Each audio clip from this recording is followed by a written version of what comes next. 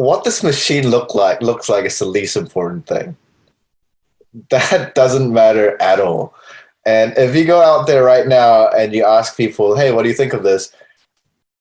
Probably 95 out of 100, 99 out of 100 people is going to be like, oh, it's scary. I don't want it. I hope it doesn't happen in my lifetime. All this, that's what you'll actually hear, right? And that's because people, we're not we're not so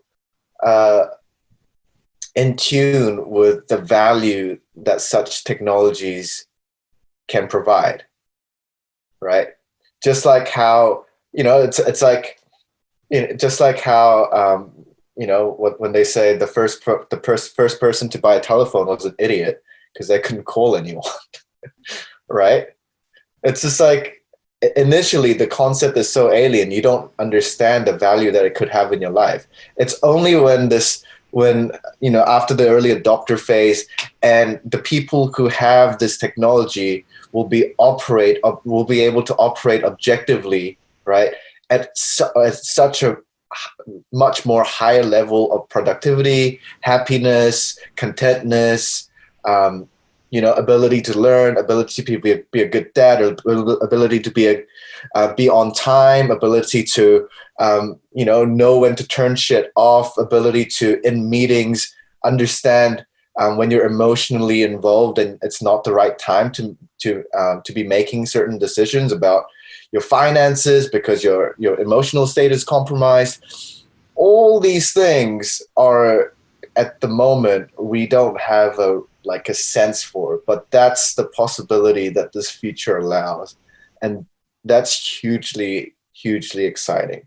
I hope I'm around when this technology becomes mainstream, because I think it has the potential to extend the individual's human's ability to achieve and to create. I would get this device just for one reason. So I could telepathically yell at Hans to do more work. No, but all jokes aside, I can't stop it. You do that now anyways. What? There a voice ringing in your ear, like in your head, telling you to do some work. No, that's one thing that I keep thinking is how humans are transitioning to the state of interconnectedness. And that's one aspect I'll talk about, because there's so much you can actually talk about in relation to this, because one dimension that humans are not very good at is feeling the empathy of something that is out of sight. If it is not in our sight, or we don't hear or see something, we might hear that, in the distant land somewhere someone is struggling, right, or whatever it is. But imagine, as a species, we're interconnected through a technology or something, a bunch of connected minds. And imagine if you could feel the hunger of someone, who is somewhere around the world, or but that was spread evenly across the globe. How would the world look like? I can't help but speculate. If you could have that transfer of empathy and those feelings spread out over a larger, or at a global scale, at a species level, what would that look like? And I think we're starting to see possibly some of those threads here in this technology. Like, what if you could truly understand what someone else is going through, and actually be able to empathize and react in the appropriate way? I think that would be a really powerful tool. And I think it would also awaken, awaken us as beings generally to problems which we can now easily just ignore and just shut off and not think about. You know, in some ways we could act as a coordinated organism rather than disparate individuals who are out to look after their own, their own sort of immediate needs, So, but incredibly fascinating technology. That's like, I'm just speculating on something really out there, but yeah, but would I get it? I don't know. Like, look, this is the thing. I know Hans will be first in line when this comes out in Auckland. Like, he'll be there with his name booked. I'm getting this. I'm going to be the best. But for me, like, I don't know. I guess, like Hans said, I don't know enough about it. I'm not educated enough about this technology to make that decision yet. And I think you are absolutely right. One day I will come into work, and Hans will have this implant. I won't have this implant. Hans will get the job that takes me 8 hours. He'll get it done in 1 hour, just purely because of how much more efficient he is. And let's say both me and Hans are working at some firm, not working at mass.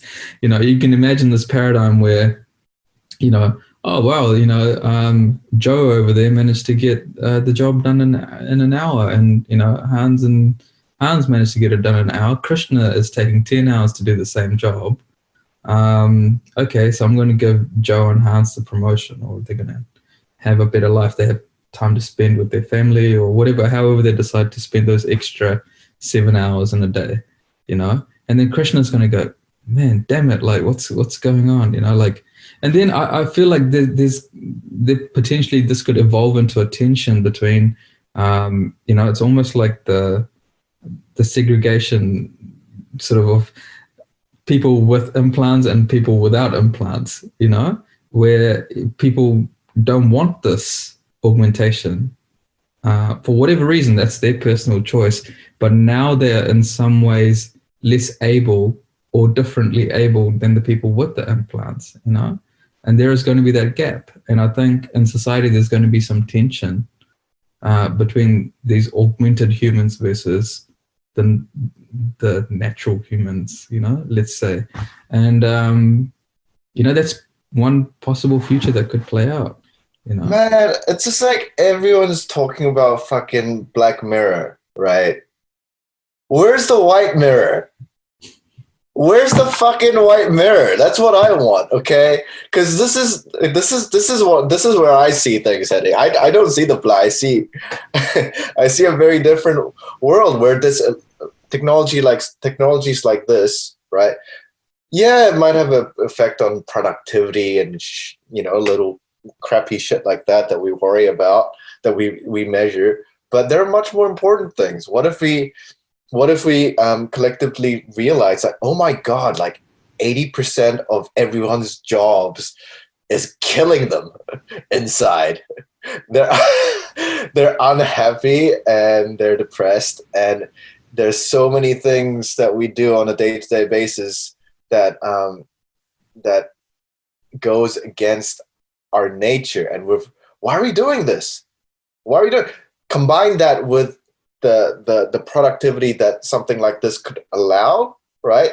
Potentially, then we can all agree to transition to a future where we say work for the sake of work and productively is fucking lame, right? Let's not do that anymore. And here's the data, unequivocal data that says we can be happier, we can run more sustainable lives and businesses, right? Get more shit done, work together, like that's the real, okay. But as Brian pointed out, bring it right back to the industrial design element for this. The brief is not to produce a fully final surgical robot. In fact, that nobody will like, as I said, it doesn't matter how it looks. And why do they put in so much work to actually produce this, right? The brief is to create a vision for mankind that makes this kind of future more available and closer, and brings our focus and attention onto it, so that there are a million more things that needs to happen before this technology gets, safe and human ready and is actually useful, more than just like, like a Fitbit, which is like, sure, like it adds a few things, but it's not life changing, right? That's to bring that vision and focus into people's minds, like that's a brief, right? And because at the end of the day, this is going to be this. You're not going to see this in your living room, right? It doesn't matter. But I think they did an incredible job with the industrial design for what essentially this is. It's just a casing for a bunch of motors and cameras and you know belts and springs and computer stuff, right? But you can see that they're very like it's quite soft looking, right? Although all those components that I mentioned are by design not soft. They're all very practical and functional, but you can see these curves that makes it look really soft. You can't really tell, for example, the depth of certain things because the curves kind of blend in the shadows and things like that. And so that kind of makes it visually very comfortable.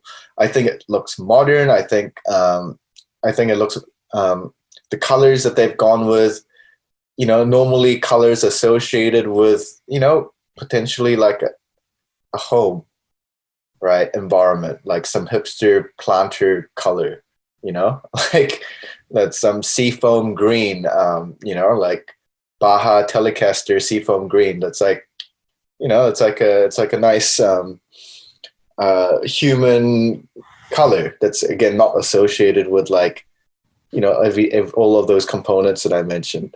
So, like purely out of design, like if this was the final thing, then I would say like get rid of all of it. It doesn't matter.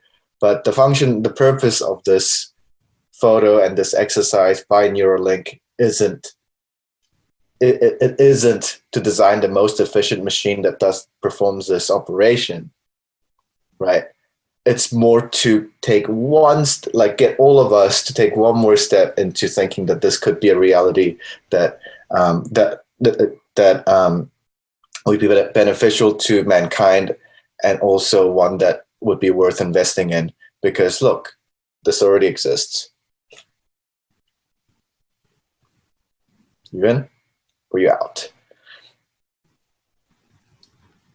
I just want to say like how Hunt didn't focus on the whole white mirror picture that I gave at the beginning, and decided to just focus on the second half of what I said. It's just, this is how this guy's brain works. He's the Black Mirror. And with this technology, it will inform me. It's like, oh, it's like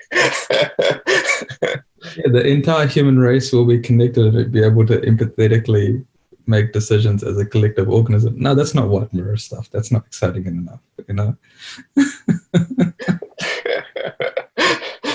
Yeah, but it's basically like if you have a BlackBerry now.